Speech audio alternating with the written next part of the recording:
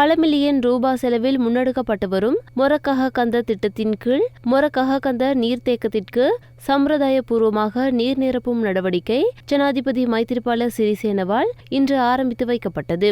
சுமார் 1150 மில்லியன் அமெரிக்க டாலர் நிதி ஒதுக்கீட்டில் முன்னெடுக்கப்பட்டு வரும் இந்த திட்டம் நிறைவடையும் போது சுமார் 90,000ற்கு அதிகமான ஹெக்டேயர் உலர் வலய பிரதேசத்திற்கு நீர்ப்பாசன வசதி கிட்டும். அதேவேளை அனுராதபுரம் மற்றும் திருகோணமலை நகரங்களுக்கு தேவையான குடிநீர் மற்றும் தொழிற்துறைக்கு அவசியமான நீரும் பெற்றுக் கொடுக்கப்படும் என தெரிவிக்கப்பட்டுள்ளது. குறித்த திட்டத்தின் மூலம் பெற்றுக்கொள்வதற்கு உத்தேசிக்கப்பட்டுள்ள 25 மெகாவாட் நீர் மின்சார சக்தி தேசிய மின்சார சபை கட்டமைப்பில் இணைத்துக் கொள்ளப்பட உள்ள அதே சந்தர்ப்பத்தில் மீன்பிடியும் ஊக்குவிக்கப்படும் என அரசாங்கம் தெரிவித்துள்ளது. கடந்த அரசாங்கத்தின் ஆட்சி காலத்தில் முன்மொழியப்பட்டு நீண்ட காலமாக கிடப்பில் போடப்பட்டிருந்த இத்தகைய திட்டமானது நல்லாட்சி அரசாங்கம் ஆட்சிப்பிடமேறிய பின்னர் கடந்த 2016ஆம் ஆண்டு மீள ஆரம்பிக்கப்பட்டமை குறிப்பிடத்தக்கது.